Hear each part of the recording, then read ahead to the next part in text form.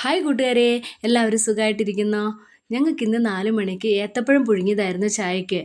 അപ്പം കഴിച്ചുകൊണ്ടിരിക്കുമ്പോൾ ഞാൻ വിചാരിച്ചു ഒരു ചെറിയ വീഡിയോ എടുത്തേക്കാന്ന്. അങ്ങനെ എടുത്ത വീഡിയോ ആണേ.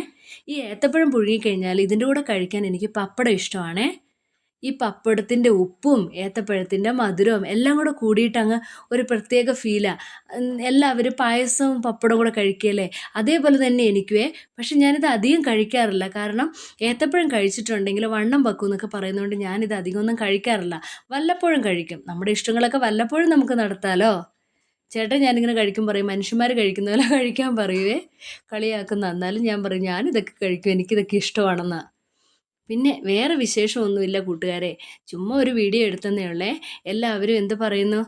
നാട്ടിലൊക്കെ വരണമെന്ന് ആഗ്രഹമുണ്ട്. പക്ഷെ നടക്കുമോന്നൊന്നും അറിയത്തില്ല. മക്കൾക്ക് രണ്ടിനും കോൾഡൊക്കെയാണ്.